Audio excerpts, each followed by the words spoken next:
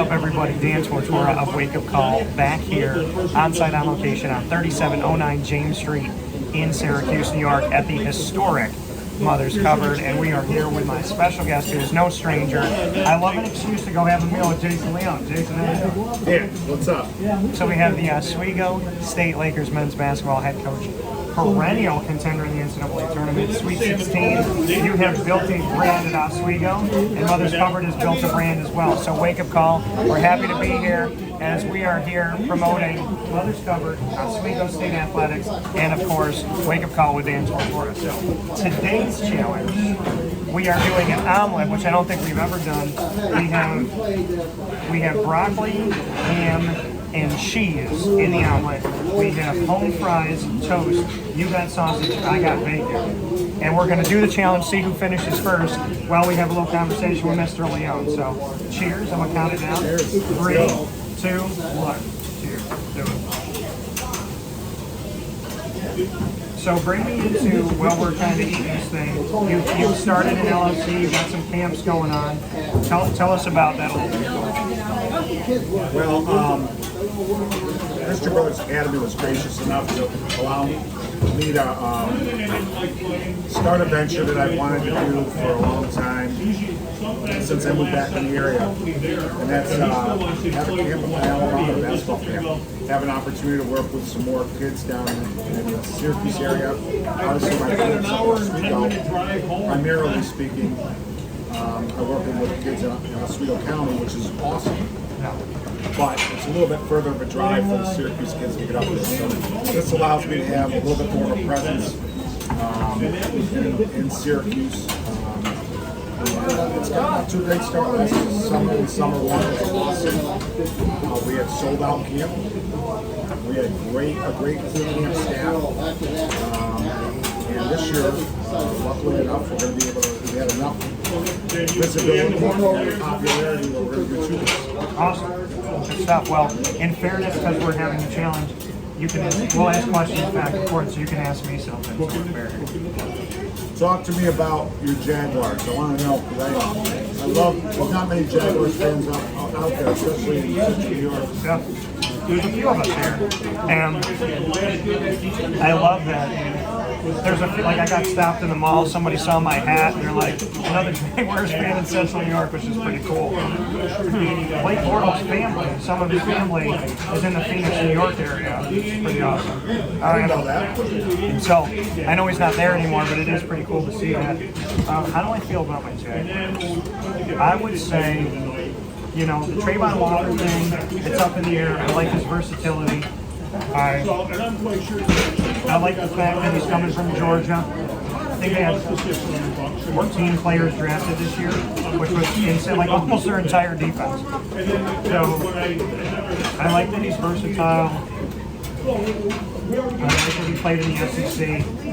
We'll see what happens. I like that they came back into the draft with Devin Lloyd, a linebacker. They need some help there. Josh Allen can play up or play down. And he's finally, a couple of years into the NFL, he's caught his stride. So he's not the other Josh Allen. He actually lit up Josh Allen above him. So there's some good with Josh Allen now. Besides that, I think, I was talking about it off the air. They extended Cam Robinson at left tackle out of Alabama. They have Jawan Taylor, right tackle out of Florida. I think he's got one more year to prove himself. Then they go and get Brandon Sheriffs, who's from Iowa, and they got him from the Washington Commanders. Tyler Shatley came from Clemson, and you have him at center or left guard, and then you go and bring in Luke Fortner out of Kentucky. So you have SEC, Big Ten, ACC, all on that line. Finally have an offensive line, and I said after this year, I said, if this line doesn't stay healthy, they're going to shed a bunch of these guys, and they did. Brandon Linder retired, Andrew Norwell is in Washington now, so AJ Ann's gone, so they got rid of him. Pete Green here wearing the right type of stuff. The Dance to Our Broadcast Media sweatshirt, which will be on sale soon, which I'm excited about. So I like the offensive line. I like that they have James Robinson and Travis Etienne. If they're both healthy. Etienne didn't have a rookie season, so technically now this is going to be his rookie season. Love Trevor Lawrence, and a big fan of that. So I think signs have shown the defense has gotten better, the offense has a lot of weapons, and they spend a lot of money on receivers. So I'm cautiously optimistic, but if we can get more than 6 wins, I'll be happy. That's how I look at it. There you go. Pretty thorough. I like it. They should be better than the Texans, who are a massive dumpster fire. So they should be better than Houston. However, Houston did draft some guys. Houston got Damian Pierce, the running back out of Florida, and they got Mechie, who is one of the receivers out of Alabama. So we'll see how they do there. You and I have talked a lot about Oswego athletics. What keeps you in Oswego? Well, I mean, I've got a family history with the college. My brother and sister both went there, played there. Living in Syracuse, kids are growing up with their cousins, with their grandparents. It's a part of their life. Living in Central New York, where I grew up, all those things are critical to me. So those are the biggest reasons. And then obviously my own players, the success we've had there over the last 10 years. Nothing that I ever imagined when we got there, but I'm certainly happy about it. And you're a girl, Dan. That's right. Two girls. I'm outnumbered in the house, that's for sure. You're outnumbered 3-1, but my sources tell me that Amber's a good wife. So. Unbelievable. She knows how to, being a coach's wife is a very challenging venture. I have to get my glasses so I can be Hard to plan. It's never even proposition, so to speak. So she's got to give up a little bit more just her time because she's got a demanding job and she's successful. Obviously during the season, so it's a very unique thing for a coach. It's dial in. But my girls are getting older now. They understand what I do. They also are great. What do you got for me? And some predictions, some updates with SU football. So I'm a huge SU football. Okay. Well, Sean Tucker's back, so they're going to run that route. How they do this spring? We don't really get to see it, Tom. What I did like is they had a true spring game. They brought back the orange and blue game, so we got to really see some guys play and compete. And so I think, the secondary's been able to cycle through and continue to find success, which I think is really awesome. Beyond that, I like the running game.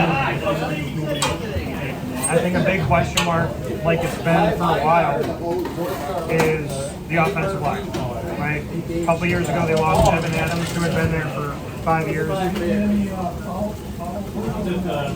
They had Aaron Service for 5 seasons, or 5 or 6 years. So he took advantage of the extra year. I think the biggest question marks come on the line, on both sides. And you build championships through your line.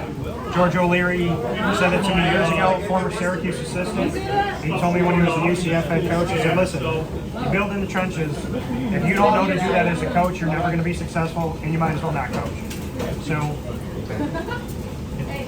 So defensive line-wise, it took them like a decade to build a strong D-line, and now they've lost everybody.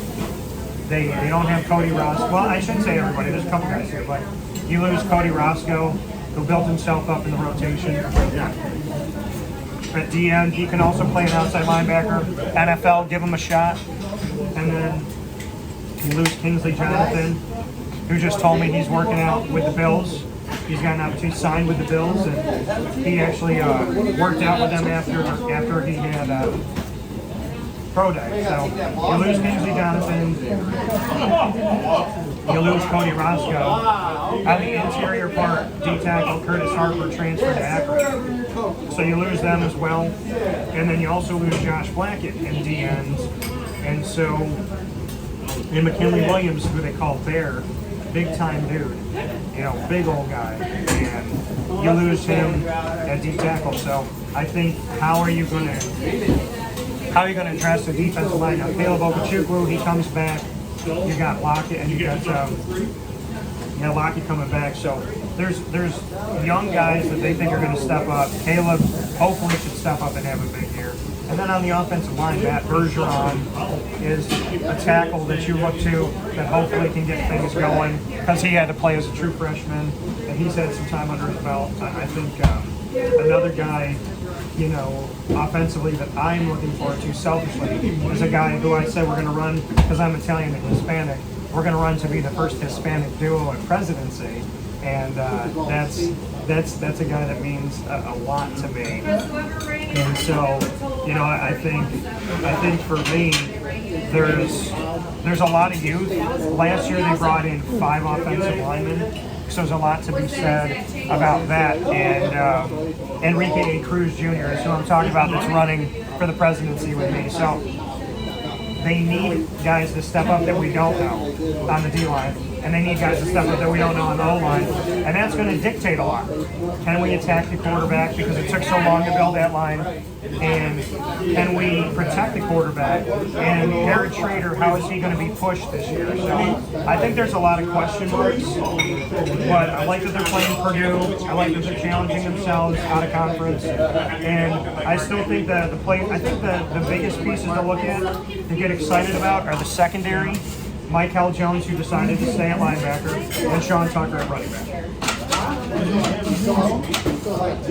I'm excited about the same out. Notre Dame was true. Yeah. I didn't know if I'd see that again in my lifetime. Yeah, Notre Dame wanted to play anywhere but here, and now they have to play here. So I like that. I shouldn't say they wanted to, but they definitely built it so there was more neutral. And if you go somewhere with Notre Dame, it's like the Yankees or the Cowboys.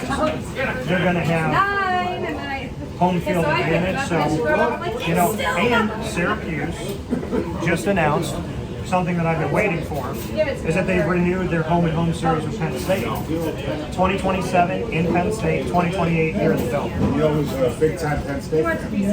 My wife, so I can pretty much guarantee you we'll be attending both of those games. I thought that I asked you questions that had longer answers, but Jason eats faster than I do. I thought I was killing it. I thought I was doing it, and you're still ahead of the ballgame on me right now. I'm a fast eater. My wife says I'm not a great date because we go out and start by food. See, I'm the slow eater that's there for the conversation, and then my mom can eat in like 10 minutes. So, Still tastes good. Not so fast. This place is epic. let me ask you A this. lot of good memories here. So keeping with that, we're here at Mother's Cupboard, Wake Up Call with Dan Twitch. We're on-site, on location. Every month we have food challenges here. Exclusive to Wake Up Call are our monthly food challenges. 3709 James Street in Syracuse. Jason Leone, my guest today. We are going up against each other for the toast, the home fries, the meat, and the omelet itself. And shout out to Pete Green and Amy, and just love the ownership here, love the people here. Your grandfather, Manny, has a long, rich tradition, and you found out how timeless Manny is. So speak with us, for those who don't know, about your grandfather, just your relationship with him and what it means to you to be sitting in the place that he frequented all the time. Oh, it's awesome. So this place used to be called Janix, and it was in downtown Syracuse near the cathedral. And my grandfather used to take me and my brothers down for breakfast there every Saturday. And we'd sleep over at my grandpa's house. Take us for breakfast there, and they give us these big old breakfast meals. Little did we know at that age, they did that to put us in a food coma and we'd sleep in the house. Yeah. The Italians, my grandfather and the old owner Augie, they would sit in the back and play cards, and they give us ice cream for breakfast and all this, a lot of good memories. We go home, my grandmother would be mad at my grandfather giving us ice cream for breakfast, and anyways, and then it moved out here on James Street. My grandfather, up until when he stopped driving, would come in here for a cup of coffee every day. They still, the ownership just told me. And I walked in today, and the biggest compliment I got was, "Oh, you're Manny Leone's grandson." And same cook here, served my grandpa, and got some selfies taken with those people. So it was, well, breaking bread with you, but that was also an awesome part of today. Well, especially, I mean, Amy, Mike, and you couldn't compete. All had stories about your grandpa. Yep. So he's a great man. Served on the Circus Police Force for over 30 years, and was an investigator. And great memories going up to SU football games. Worked in a trailer outside the dome, and then we'd go into the dome, games. And, he was an awesome guy. So puts a smile on a lot of people's faces. So I'm proud to be his grandson, obviously. I'm very proud to be the grandson of two gentlemen that live seconds away, Thomas Cavino and Ralph Tortora Jr. My dad's dad, Ralph, lived right on Rig Eye off of James Street, and then my pop Cavino lived down the road off of Delaware. Great part of town, good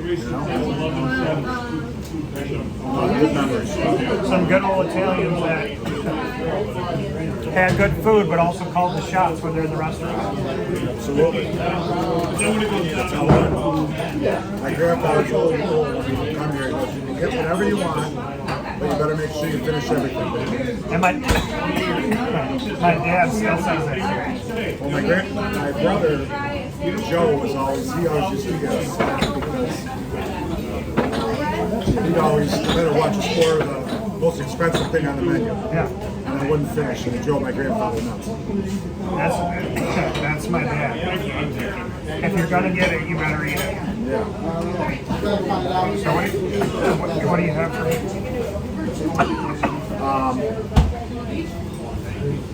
How about, what was the most, well, look, I've been following a lot of stuff on, the NFL, I'm a Cowboys fan and all that. What's holding my Cowboys back from taking a step? What do you think about man Dak Prescott?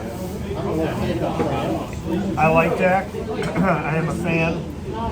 Love the story about how his mom, despite the fact that she passed away before games, he would send her a text message. And I can appreciate that. As a teacher that got me to go to Marywood, Jay Hammer, and after he passed, I wrote him a letter, sent it to him in an email. So I love Dak. I'm a big fan of Dak.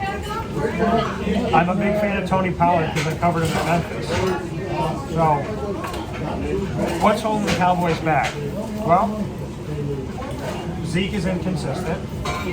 The offensive line needed more help than just Zach Martin's been insane for Notre Dame, but they needed more.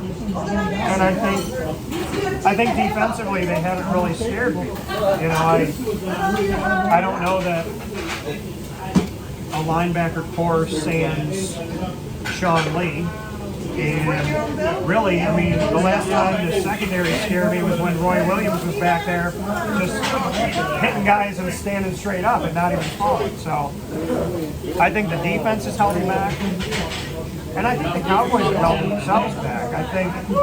I don't know if it's buying into their own hype or what it is, but they look so good in the regular season, and going into this past postseason against the Niners, I said not only is this a historic game because of the 90s Niners and Cowboys, and Charles Haley, guys who went, played for both teams, but for me, I said I wouldn't be surprised if the Niners beat them, and the Niners had nothing to lose. They're playing with house money. But it just seems like, they blamed it on Tony Romo, but it's not Tony Romo. Multiple coaches, multiple quarterbacks. The Cowboys get in the playoffs and something just takes them out of it. And I think they need to kind of shut off the outside noise. I know Jerry Jones is flashy, but I think what holds them back is maybe height. I think getting a better O-line, figuring out the Zeke saga, and at the same time, I think, defensively they got to get better. I'm surprised that they let go of Amari Cooper because they gave him that like 5-year, $100 million. And I thought that Amari and CeeDee Lamb were building something. Dalton Schultz finally showed up at tight end. But now I feel like it's CeeDee's team. Can Michael Gallup step up? He's been hurt a lot. So I don't agree with letting Amari go, but I don't know. I don't think Dallas has a scary defense. I think the Giants have gotten better in the draft. I think the Commanders are kind of open. I honestly think the team that is most poised in the NFC East right now are the Eagles. I think they drafted well.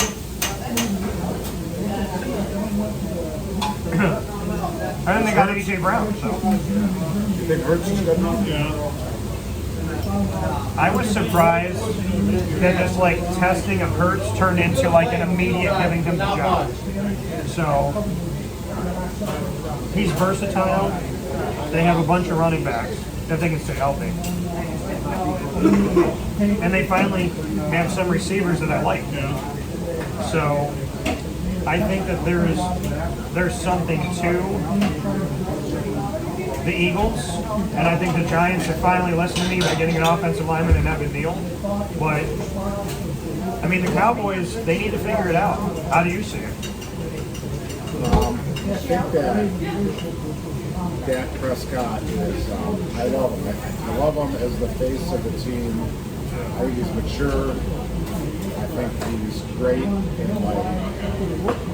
terms of his even keel nature. But for some reason,